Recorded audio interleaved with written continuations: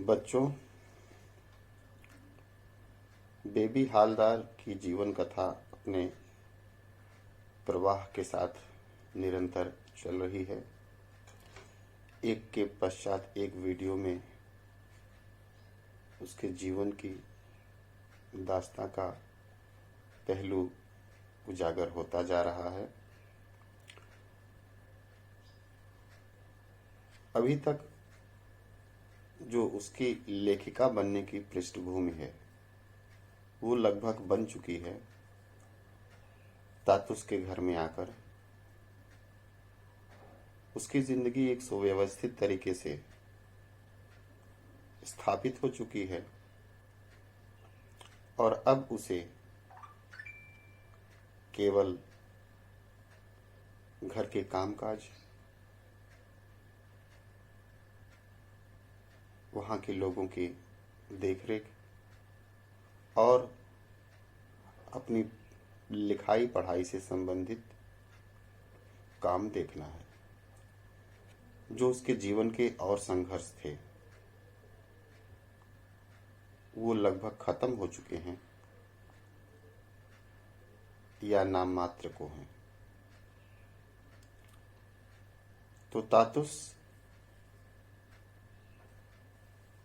उसे शाम के समय बच्चों को साथ ले जाकर पार्क में घूमने की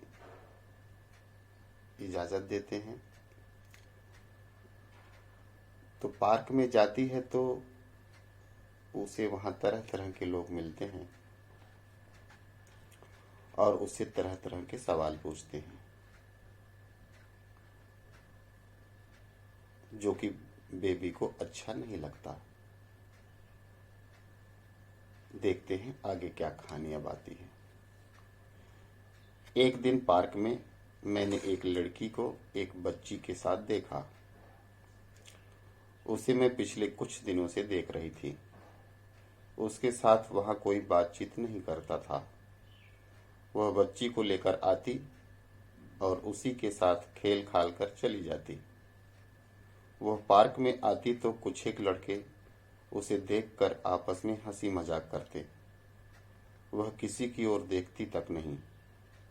वह देखने में नेपालियों जैसी थी, लेकिन उस बच्ची से वह बांग्ला में बातें किया करती थी, जिससे मुझे लगता कि वह बंगाली हो सकती है। उसकी वयस का मतलब उम्र, उसकी उम्र 20-22 की रही होगी और साफ मालूम देता था कि उसका ब्याह नहीं हुआ है। उसे देखकर मुझे बहुत माया होती।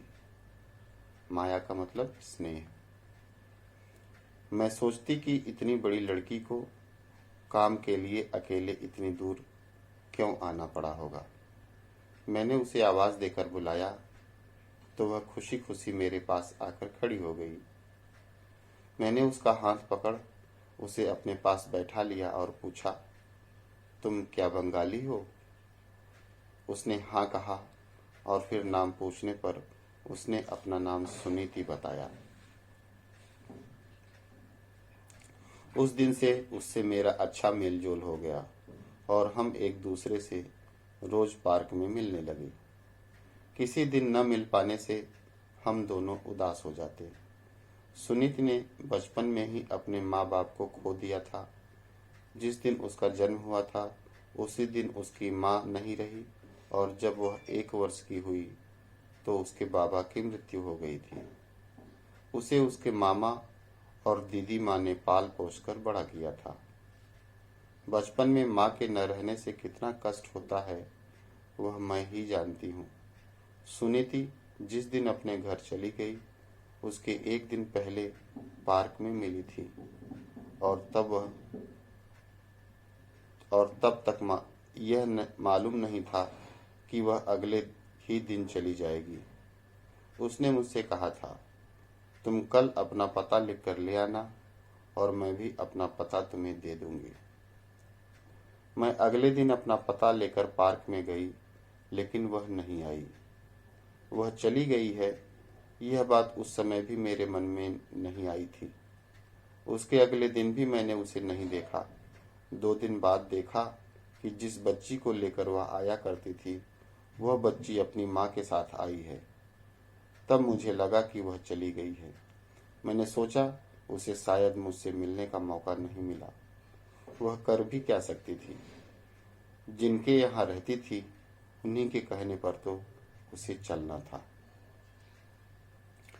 तो वह जिस पार्क में जाती थी उस पार्क में एक और बंगाली लड़की आने लगी जिसका नाम सुनीति था। सुनीति के प्रति बेबी के मन में एक विशेष स्नेह का भाव जगा, क्योंकि वह युवा थी, 20-22 साल की थी और वह भी घर की नौकरानी ही थी। और जिस घर की नौकरानी थी उस घर की बच्ची को उस पार्क में खेलने के लिए लाया करती थी। सुनीति भी चूंकि एक नौकरानी थी और बेबी हालदार भी एक घरेलू नौकरानी थी। दोनों का एक संघर्ष काफी कुछ समानता रखता था, इसलिए कहीं ना कहीं बेबी के मन में सुनीत के प्रति अपार प्रेम और स्नेह का भाव पैदा हुआ। जब उसने यह जाना कि सुनीत के माता पिता उसके बचपन में ही गुजर गए थे तो उसे बहुत कष्ट हुआ। वह उसके घर का पता जानना चाहती थी और दोनों में तय हुआ कि पता लिखकर वो भी ले आएगी और ये भी ले आएगी। लेकिन उसके साथ पता नहीं क्या हुआ कि उस दिन के पश्चात सुनीति नहीं आई और जब बेबी 2-3 दिन बाद उसने देखा कि वह जो बच्ची खेलने के लिए लाया करती थी वह अपनी माँ के साथ आई है, तब ये कंफर्म हो गया बेबी को कि सुनीति अब यहाँ से जा चुकी है। तो इस तरह से उसके जीवन में सुनीति नामक एक पात्र आता है और कुछ ही दिनों में चला जाता है। बच्चों, हमारे भी जीवन में ऐसे ढेर सारे पात्र आते हैं और चले जाते हैं। हमारा व्यवहार, हमारा उनके प्रति स्नेह या विद्वेष, उनके प्रति हमारी विचारधारा, उनके जीवन का संघर्ष और हमारे जीवन का संघर्ष, ये सारी बातें जब हम जानते हैं तो हमारे व्यक्तित्व, हमारे संस्कार और हमारी सोच का पता चलता है कि हमारा व्यवहार, हमारा विचार, किसी के प्रति हमारा आकर्षण या विकर्षण किस तरह से होता है। ये मानव का स्वभाव है कि कहते हैं ना कि घायल की गति घायल जाने। अगर कोई कष्ट से पीड़ित है वह दूसरे को कष्ट में देखकर बिल्कुल दुख से भर जाता है, क्योंकि वह कष्ट और संघर्ष की पीड़ा को जानता है, वह उससे गुजर चुका होता है। तो कहीं ना कहीं बेबी के मन में भी यह भाव गहरा कर गया था और इसीलिए सुनीति के प्रति उसके मन में एक विशेष आकर्षण, एक विशेष प्रेम का भाव पैदा हुआ था। वह उसकी मदद करना चाहती थी, वह उससे बातें करना चाहती थी, उसके साथ समय बिताना चाहती थी, लेकिन वह सुनीति बेचारी अपने मालिक के आदेश से मजबूर थी और उसके पश्चात सुनीति का कभी बेबी ने साक्षात्कार नहीं किया, कभी दर्शन नहीं मिल पाया उसका। सुनीत के न रहने से पार्क में अब मेरा मन नहीं लगता। मैंने वहां जाना छोड़ दिया। जितना समय मैं वहां बिताती थी उतना अब मैं लिखने पढ़ने में बिताने लगी। अब देखिए, लिखने पढ़ने की बात आई है तो जाहिर सी बात है कि बेबी की जीवन की जो धारा है वो काफी कुछ बदल चुकी है। अब तक जितना मैं लिख चुकी थी उसे तातुस ने फोटो कॉपी करा के अपने एक बंधु के पास कोलकाता भेज दिया था। तातुस हठात एक दिन मुझसे बोले, बेबी तुम्हारी चिट्ठी आई है। मैं अवाक हो उनकी ओर देखती रही और फिर बोली, मेरी चिट्ठी? मुझे चिट्ठी भेजने वाला तो कोई नहीं। उन्होंने बताया कि चिट्ठी कोलकाता से उनके एक बंधु का मतलब मित्र ने भेजी है।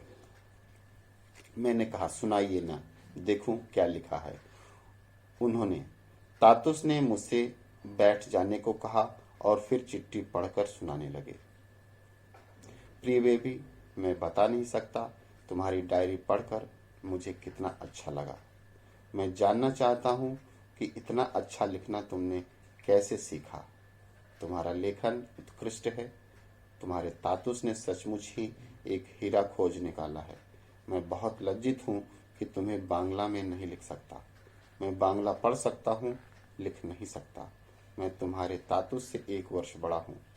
इस वयस में भी तुम्हें चिट्ठी लिखने के लिए बांग्ला लिपि सीखने की इस वयस में भी तुम्हें चिट्ठी लिखने के लिए बांग्ला लिपि सीखने की इच्छा होती है, पर वह अब संभव नहीं।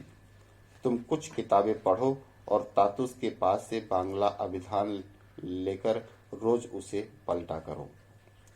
बांग्ला अभिधान का मतलब बांग्ला शब्दकोश, डिक्शनरी, बांग्ला की डिक्शनरी। तुम्हारी कहानी जानने की मेरी बहुत इच्छा होती है। मेरे यहाँ जिन जिन बंधु बांधवों ने तुम्हारी डायरी पढ़ी है, वे सभी उसे चमत्कार लेखन मानते हैं। मेरे एक बंधु ने कहा है कि वह तुम्हारी रचना को किसी पत्रिका में छपाने की व्यवस्था करेंगे, लेकिन उसके पहले तुम्हें अपनी कहानी को किसी एक मोड़ तक पहुंचाना होगा। आशा करता हूँ तुम कभी लिखना नहीं छोड़ोगी। यह बात किसी भी दिन मत भूलना कि भगवान ने इस पृथ्वी पर तुम्हें लिखने के लिए भेजा है। आशीर्वाद के साथ यही समाप्त करता हूँ। चिट्ठी सुनकर मैं अवाक रह गई।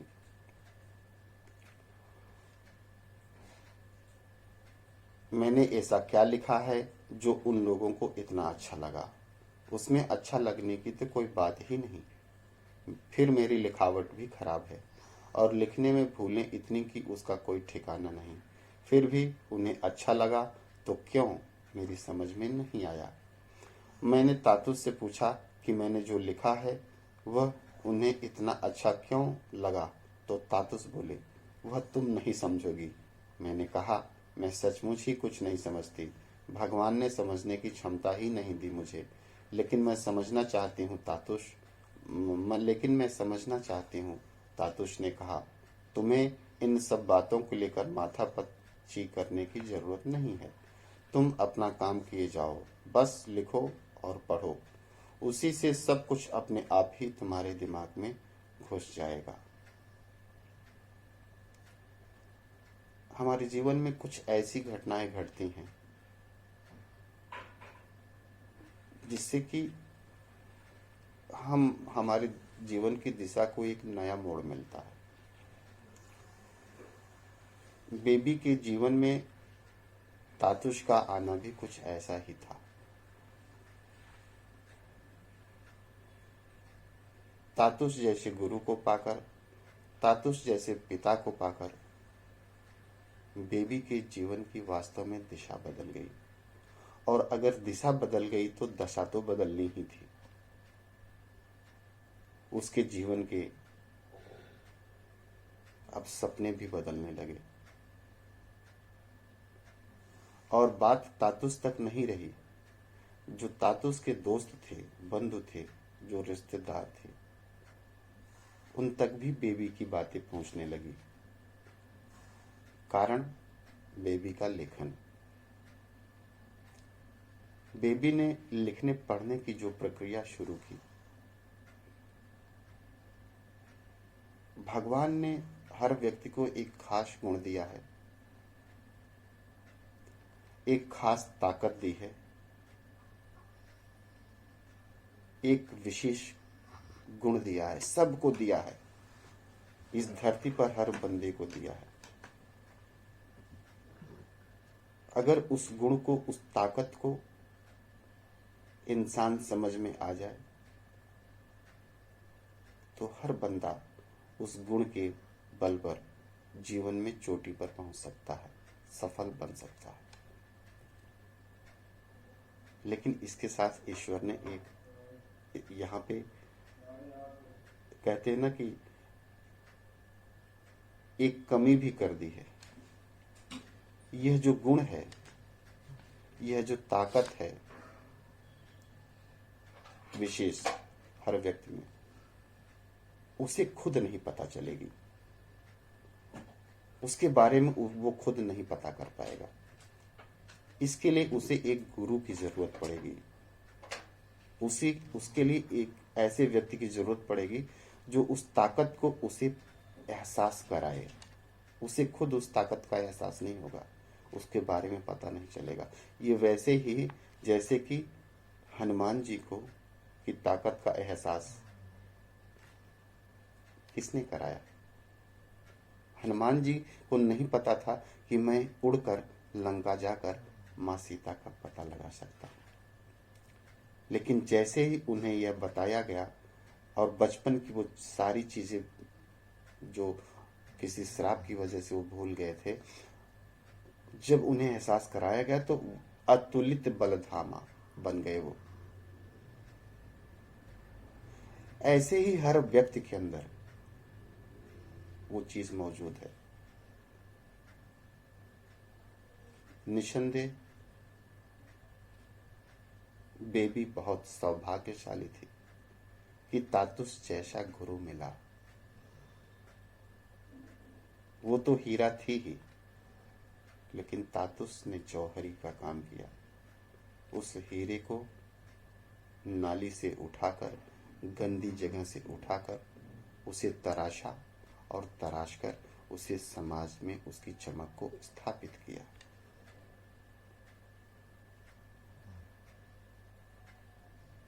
बेबी ने जब लिखना पढ़ना शुरू किया और तातुस उसे प्रोत्साहित करते जाते, और बात प्रोत्साहन की जब आई तो बात तातुस तक नहीं रही, नात रिश्तेदारों तक भी पहुंच गई, उनके दोस्तों तक भी पहुंच गई। और उनके एक मित्र ने पत्र लिखा बेबी को, और पत्र में उन्होंने इतनी ऐसी बातें की कि तातुस को, बेबी को इतना आश्चर्य हुआ, उसे खुद नहीं एहसास हो रहा था कि मेरे अंदर ऐसी क्या कला है लिखने की कि लोगों को इतना पसंद आता है। कुल मिला के इस पत्र ने बेबी के अंदर कुछ विशेष एहसास कराया कि उसके अंदर कुछ है ऐसा जिसे वह नहीं जानती, लेकिन लोग इस बात का एहसास करते हैं, और इसी वजह से उसकी इज्जत, उसका सम्मान बढ़ता जा रहा है।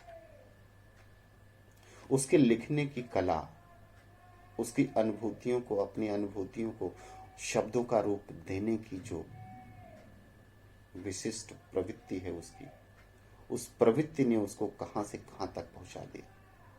उसकी ख्याति कलकत्ता तक, नोएडा से कलकत्ता तक पहुंच गई, और लोग उसके बारे में चिट्ठी लिखकर उसकी प्रशंसा करने लगे और दिशा निर्देश भी देने लगे, बेटा तुम ऐसे करो तो तुम्हारे और भी ज्यादा प्रखर लिखावट होगी और ज्यादा सुंदर लेखन होगा। बेबी ये नहीं समझ पाती कि आखिर उसकी लिखावट भी उतनी अच्छी नहीं है, तो कैसे लोग उसके लिखावट की, उसके लेखन की इतनी प्रशंसा करते हैं। तो यहाँ पर फिर गुरु के रूप में तातुस आते हैं, कहते हैं तुम्हारा काम यह सोचना नहीं है, तुम ज्यादा माथा पच्ची मत करो, तुम बस केवल लिखो, तुम्हारे मन में जो भी भाव आ रहा है उसको लिखो, उसको शब्दों का रूप दो, और धीरे धीरे तुम्हें सारी चीजें समझ में आ जाएंगी, सारी चीजें सब स्पष्ट हो जाएंगी। तो इस तरह से बेबी के लेखन की जो कला थी, अब उसकी ख्याति चारों तरफ फैलने लगी, और इस तरह से बेबी के जीवन को एक जो दिशा मिली, उस दिशा ने उसकी दशा को पूरी तरह बदल दिया।